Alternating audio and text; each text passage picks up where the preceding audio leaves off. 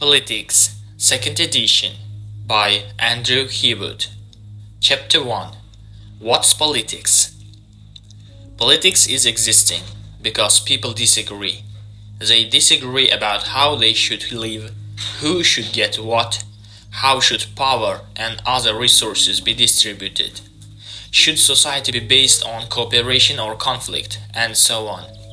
They also disagree about how such matters should be resolved. How should collective decisions be made? Who should have a say? How much influence should each person have? And so forth. For Aristotle, this made politics the master science, that is, nothing less than activities through which human beings attempt to improve their lives and create the good society. Politics is, above all, a social activity. It's always a dialogue, and never a monologue. Solitary individuals, such as Robinson Crusoe, may be able to develop a simple economy, produce art, and so on, but they cannot engage in politics. Politics emerges only with the arrival of a man or a woman Friday. Nevertheless, the disagreement that lies at the heart of politics also extends to the nature of the subject and how it should be studied. People disagree about both what is it that makes social interaction political, and how political activity can best be analyzed and explained. Defining politics. Politics, in its broader sense, is the activities through which people make, preserve, and amend the general rules under which they live. Although politics is also an academic subject, sometimes indicated by the use of politics with a capital P, is it then clearly the study of this activity. Politics is thus inextricably linked to the phenomena of conflict and cooperation. On the one hand, the existence of rival opinions, different wants, competing needs, and opposition interests guarantees disagreement about the rules under which people live. On the other hand, people recognize that in order to influence these rules or ensure that they are unhelped, they must work with others. Hence, Hannah Arendt's definition of political power as acting in concert. This is why the heart of politics is often portrayed as a process of conflict resolution, in which rival views or competing interests are reconciled with one another. However, politics in this broad sense is better thought as of a search for conflict resolution than as its achievement, as not all conflicts are or can be resolved. Nevertheless, the inescapable presence of diversity and scarcity ensures that politics is an inevitable feature of the human condition. Any attempt to clarify the meaning of politics must nevertheless address two major problems. The first is the mass associations that the word has been used in everyday language. In other words, politics is a loaded term, whereas most people think of, say, economics, geography, history, and biology simply as academic subjects. Few people come to politics without preconceptions. Many, for instance, automatically assume that students and teachers of politics must in some way be biased, finding it difficult to believe that the subject can be approached in an impartial and dispassionate manner. To make matters worse, politics is usually thought of a dirty word. It conjures up images of trouble, disruption, and even violence on the one hand, and deceit, manipulation, and lies on the other. There is nothing new about such associations. As long ago as 1775, Samuel Johnson dismissed politics as nothing more than means of rising in the world, while in the 19th century the US historian Henry Adams summed up politics as a systematic organization of hatreds. Any assumption to define politics therefore entailed trying to disentangle the term from such associations. Not uncommonly, this has meant attempting to rescue the term from its unsavory reputation by establishing that politics is a valuable, even laudable activity. The second and more intractable difficulty is that even respondent authorities cannot agree that subject is about. Politics is defined in such different ways as the exercise of power, the exercise of authority, the making of collective decisions, the allocation of scarce resources, the practice of deception and manipulation, and so on. The virtue of the definition advanced in this text, the making, preserving, and amending of general social rules, is that it is sufficiently broad to encompass most, if not all, of the competing definitions. However, problems arise when a definition is unpacked or when the meaning is refined. For instance, does politics refer to a particular way in which rules are made, preserved, or amended, that is, peacefully by debate, or to all such processes? Simply, is politics the practiced in all social contexts and institutions, or only in the certain ones? From this perspective, politics may be treated as an essentially contested concept, in the sense that the term has a number of acceptable or legitimate meanings. On the one hand, the different views may simply consist of contrasting conceptions of the same, if necessarily vague, concept. Whether we are dealing with rival concepts or alternative conceptions, the debate about what is politics is worth pursuing because it exposes some of the deepest intellectual and ideological disagreements in the academic study of the subject. The different views of politics examined here are as follows: politics as the art of government, politics as a public affairs, politics as compromise and consensus, and politics as power and distribution of resources. Politics as the art of government. Politics is not a science, but an art. Chancellor Bismarck is reputed to have told the German Reichstag, "The art of Bismarck had in mind was the art of government, the exercise of control within society through the making and enforcement of collective decisions." This perhaps the classical definition of politics, developed from the original meaning of the term in ancient Greece. The word politics is derived from polis, meaning literally city-state. Ancient Greek cities was divided into a collection of independent city-states, each of which possessed its own system of government. The largest and the most influential of these city-states was Athens, often portrayed as a cradle of democratic government. In this light, politics can be understood to refer to affairs of police, in effect, what concerns the police. The modern form of this definition is therefore what concerns the state. This view of politics is clearly evident in everyday use of the term. People are said to be in politics when they hold public office, or to be entering politics when they seek to do so. It's also a definition that academic political science has helped to perpetuate.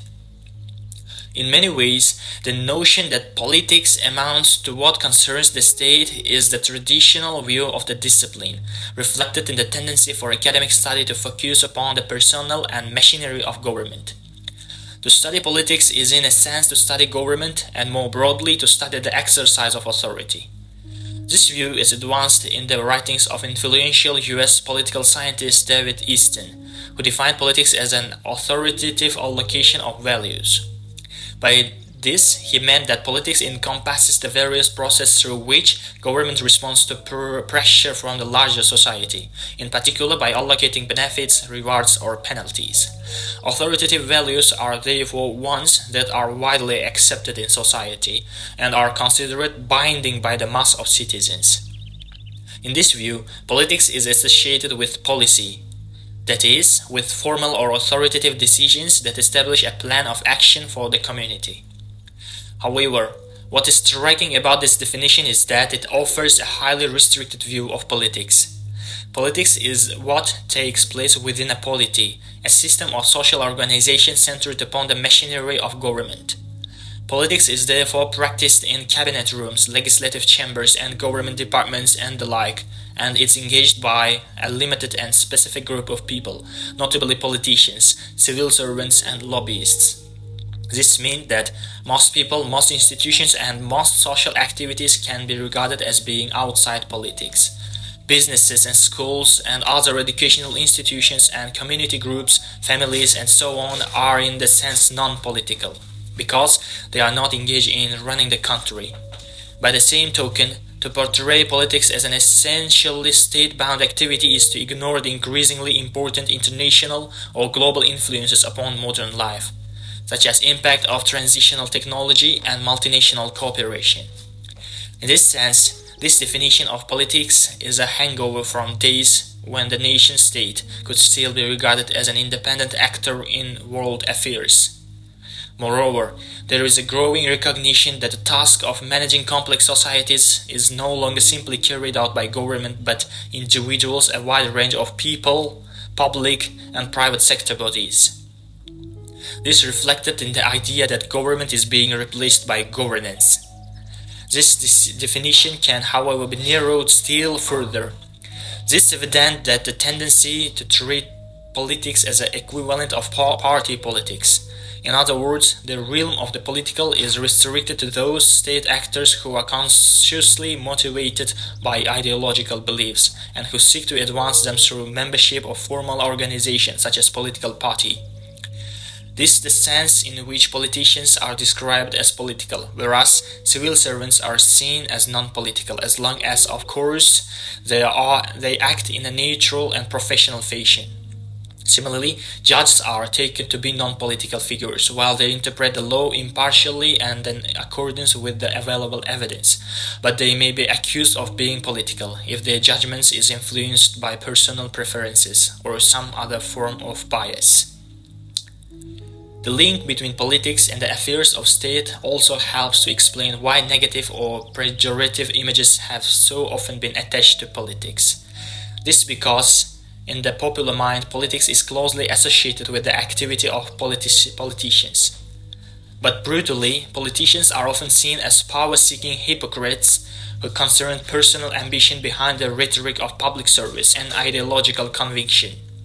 Indeed, the perception has become more common in the modern period of intensified media exposure, has more effectively brought to light examples of corruption and dishonesty, giving rise to the phenomenon of anti-politics. This rejection of the personal and machinery of conventional political life is rooted in the wide view of politics as self-serving, two-faced and unprincipled activity, clearly evident in the use of derogatory phrases such as office politics and politicking. Such an image of politics is something tracked back to the writings of Niccolo Machiavelli, who, in The Prince, developed a strictly realistic account of politics that drew attention to the use of political leaders of cunning, cruelty, and manipulation. Such negative view of politics reflects the essentially liberal perception that, as individuals are self-interested, political power is corrupting, because it encourages those in power to exploit their position for personal advantage and at the expense of others. This is famously expressed in Lord Acton's aphorism, "Power tends to corrupt, and absolute power corrupts absolutely." Nevertheless, few who view politics in this way doubt that political activity is an inevitable and permanent feature of social existence. However, venal politicians maybe there is a general if grudging acceptance that they are always with us, without some kind of mechanism for allocating authoritative values. Society would simply disintegrate into a civil war of each against all, as the early social contract theories argued. The task is, therefore, not to abolish politicians and bring politics to an end, but rather to ensure that politics is conducted within a framework of checks and constraints that ensure that governmental power is not abused. Politics as public affairs. A second and broader conception of politics moves it beyond the narrow realm of government to what is thought of the public life or public affairs. In other words, the distinction between the political and the non-political coincides with the division between the essentially public sphere of life and what can be thought of as private sphere. Such a view of politics is often traced back to the work of the famous Greek philosopher Aristotle. In Politics, Aristotle declared that man is by nature a political animal, by which he meant that it's only within a political community that human being can live the good life. From this viewpoint, then politics is an ethical activity concerned with creating a just society. It's that Aristotle called the master science. However, where should the line between public life and the private life be drawn? The traditional distinction between the public realm and the private realm conforms to the division between the state and the civil society. The institution of the state, the apparatus of government, the courts, the police, the army, the social security system, and so forth, can be regarded as public in sense that they are responsible for the collective organization of community life. Moreover, they are funded at the public's expense out of taxation. In contrast, civil society consists of what Edmund Burke called the little platoons, institutions such as the family and kinship groups, private businesses, trade unions, clubs, community groups, and so on that are private in the sense that they are set up and founded by individual citizens to satisfy their own interests rather than those of the larger society. On the basis of this public and private division, politicians is restricted to be activities of the state itself and the responsibilities that are properly exercised by public bodies. Those are of life that individuals can and do manage for themselves. The economic, social, domestic, personal, cultural, and artistic spheres and so on are therefore clearly non-political. An alternative public and private divide is sometimes defined in terms of a further and more subtle distinction, namely that between the political and the personal. Although civil society can be distinguished from the state, it nevertheless contains a range of institutions that are thought of as public in the wider sense that they are open institutions, operating in public to which the public has access. One of the crucial implications of this is that it broadens our notion of the political, transferring the economy into practical from the private to the public realm. A form of politics can thus be found in the workplace. Nevertheless, although this view regards institutions such as businesses, community groups, clubs, and trade unions as public, it remains a restricted view of politics. According to the perspective, politics doesn't and shouldn't infringe upon the personal affairs and institutions. Feminist thinkers in particular have pointed out that this implies that politics effectively stops at the front door. It doesn't take place in the family, in domestic life, or in personal relationships. This view is illustrated, for example, by the tendency of politicians to draw a clear distinction between the personal conduct and the personal domestic behavior. By classifying, say, cheating on their parents or treating their children badly as personal matters, they are able to deny the political significance of such behavior on the grounds that doesn't touch on their conduct of public affairs. The view of politics as an essentially public activity has generated both positive and negative images. In tradition, dating back to Aristotle, politics has been seen as a noble and enlightened activity precisely because of its public character. This position was firmly endorsed by Hannah Arendt, who argued in The Human Condition that politics is the most important form of human activity because it involves interaction amongst free and equal citizens. It thus gives meaning to life and affirms the uniqueness of each individual. Theorists such as Jean-Jacques Rousseau and John Stuart Mill, who portrayed political participation as a good in itself, have drawn similar conclusions. Rousseau argued that only thought the direct and continuous participation of all citizens in political life can the state be bound to the common good, or what he called the general will. In Mill's view, involvement in political affairs is educational in that it promotes the personal, moral, and intellectual development of the individual. In sharp contrast, however, politics as a public activity has also been portrayed as a form of unwanted inferences. Liberal theorists in particular have exhibited their preference for civil society over the state on the grounds that private life is a realm of choice, personal freedom, and individual responsibility. This most clearly demonstrated by attempts to narrow the realm of the political, commonly expressed as a wish to keep politics out of private activities such as businesses, sport, and family life. From this point of view, politics is unwholesome quite simply because it prevents people acting as they choose. For example, it may interfere with how firms conduct their business, or with how and with whom they play sports, or with how we bring up our children. Politics as compromise and consensus. The third conception of politics relates not too much to the arena within which politics is conducted as to the way in which the decisions are made. Specifically, politics is seen as a particular means of resolving conflict, that is, by compromise, conciliation, and negotiation, rather than through force and naked power. This is what is implied when politics is portrayed as the art of possible. Such a definition is inherent in the everyday use of the term. For instance, the description of solution to a problem as a political solution implies peaceful debate or arbitration, as opposed to what is often called a military solution. Once again, this view of politics has been traced back to the writings of Aristotle and particular to his belief that he called polity is the ideal system of government, as it's mixed in the sense that it combines both aristocratic and democratic features. One of the leading modern exponents of this view is Bernard Crick. In his classic study In Defense of Politics, Crick offered the following definition. Politics is the activity by which differing interests within the given unit of rule are conciliated by the giving them a share in power in proportion or their importance to the welfare and the survival of the whole community. In this view, the key to politics is therefore a wider dispersal of power.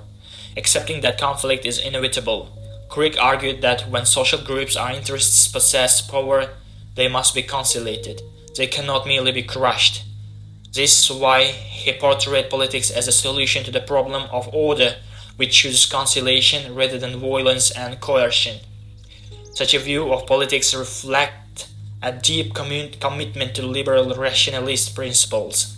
It's based on resolute faith in the efficacy of debate and discussions, as well as on the belief that society is characterized by consensus rather than by irreconcilable conflicts.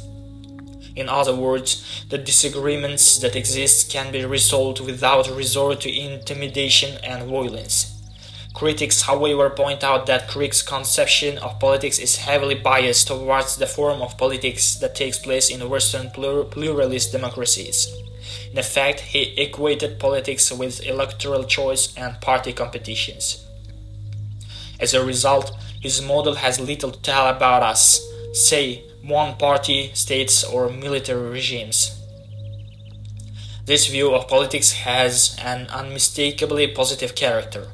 Politics is certainly no utopian solution. Compromise means that concessions are made by all sides, leaving no one perfectly satisfied. But it's undoubtedly preferable to the alternatives, bloodshed and brutality. In this sense, politics can be seen as a civilized and civilizing force.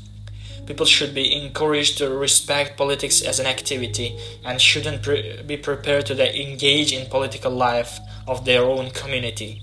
Nevertheless, Crick saw politics as an embottlement and often neglected activity. He saw its principal enemy as the desire for a certainty at any cost, and he warned that his demonstrated in many forms, including the seductive influence of political ideologies, blind faith in democracy, the impact of rabid nationalism, and promise of science to disclose objective truths. Politics as a power. Marxists have used the term politics in two senses. On one level, Marx used politics in the conventional sense to refer to apparatus of the state. In the Communist Manifesto, he thus referred the political power as a merely organized power of one class for operating another. For Marx, politics together with law and culture are part of superstructure that is distinct from the economic base, that is a real foundation of social life. However, he didn't see the economic base and the legal and political superstructure as entirely separate. He believed that the superstructure arose out of and reflected an economic base. At a deeper level, political power, in this view, is therefore rooted in the class system. As Lenin put it, politics is the most concentrated from the economics.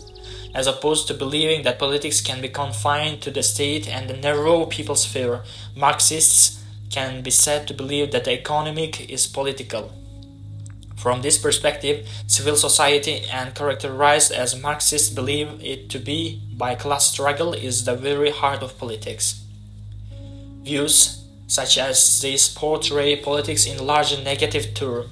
Politics is quite simply about oppression and subjugation. Radical feminists hold that society is patriarchal, and that women are systematically subordinated and subjected to male power. Marxists traditionally argue that politics is a capitalist society, is characterized by the exploitation of proletariat by the bourgeoisie. On the other hand, these negative implications are balanced against the fact that politics is also seen as a means through which injustice and domination can be challenged. Marx, for instance, predicted that class exploitation would be overthrown by the proletarian revolution, and radical feminists proclaimed the need for gender relations to be reordered through a sexual revolution. However, it's also clear that when politics is portrayed as a power and domination, it need not be seen as an inevitable feature of social existence. Feminists look to an end of sexual politics achieved through the construction of the non-sexual society. In this, people will be valued according to personal worth, rather than known bias of gender. Marxists believe that class politics will end with the establishment of classless community society. This, in turn, will eventually lead to the withering away of the state, bringing politics in the controversial sense also to an end.